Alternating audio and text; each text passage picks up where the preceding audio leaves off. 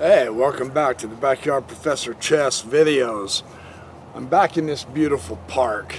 I'm enjoying my summer. I'm having a fun time getting out in the woods and the beautiful trees, and I'm playing chess, and I have a great game for you. This is Bernstein. I believe he was playing a club player. I'm not quite sure who it is. 1931. They don't know the name, but it's the concept. It's the way Bernstein played this game that is so fun. We have a king-pawn opening, but of course, lots of king-pawn openings in chess, as we all know for sure.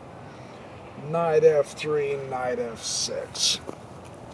So, we have an opening fighting for the center, and now automatically Bernstein takes that pawn. He says, hey, I have a free pawn, I'm a pawn ahead, woohoo, life is good.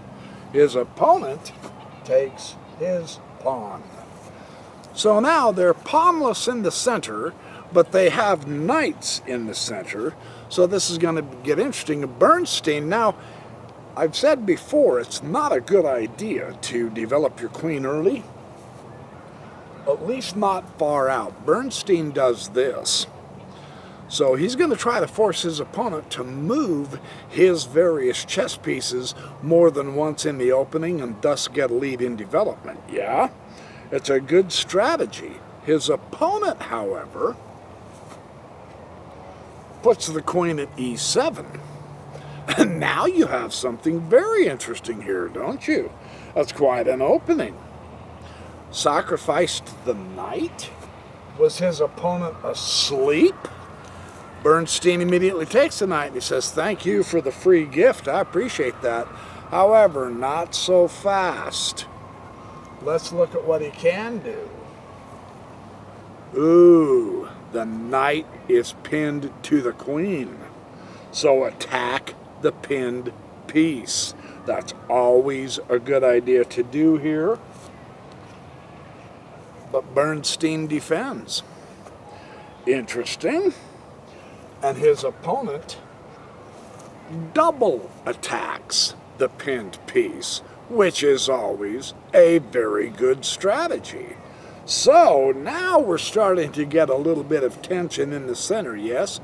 Bernstein adds to that tension. He puts the f-pawn right out there. Very interesting maneuver, in my opinion. His opponent continues to develop. He has now hit that knight 3 times. Yeah? He's going to get his knight back is what he's trying to do really, really powerfully. Bernstein goes ahead and says, not a problem, I'll bring the bishop out. So he realizes now that he's lost his knight, so it's even Steven after all. I think his opponent played that very well, showing us that once you have a pinned piece, now that wasn't an absolute pin against king, but it was against the queen, then you attack it for everything you're worth. And he eventually gets his knight back. Now we've got a fight for the center. Bernstein takes, his opponent will retake. We're still fighting for the center. And now white simply castles. Very cool move, and the pawn relentlessly keeps going after material in the center. We're cleared of the central pawns at this point, and now we see one of those terrific moves that make you go, whoa, gives you a good double take. Bishop f7 check. Is that not exquisite? The queen is absolutely pinned to the king.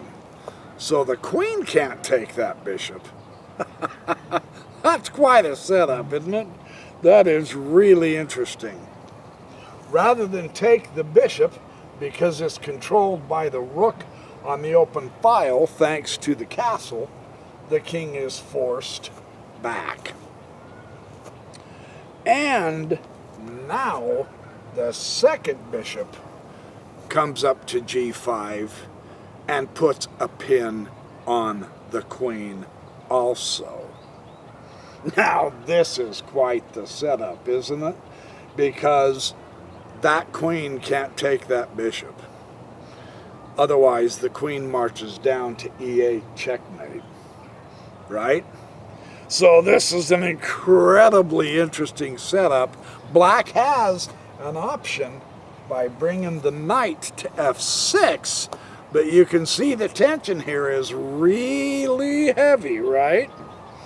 Now, what do you think? Now look, he's got the momentum. What would you do if you were Bernstein at this point? This is a position where a sacrifice is called for, and it's a really good sacrifice that's called for. The rook, take the knight. Absolutely fantastic move. The sacrifice of the queen. He gives up his queen, and now rook to d6, double check and mate. That is a great little game, a double checkmate. Fun stuff. There's your chess-ercise for the day. I hope you had fun watching it and enjoy it. Watch it a few times, get the feel for it. Development is the key, as always. Castling ended up being the key here for white, as always. And the rook on the open file definitely had a sting in this game. So, be good, do well, have fun. Thanks for watching. Sleep hard. Make lots of friends, smile often, be happy, and I will see you in the next Backyard Professor Chess video.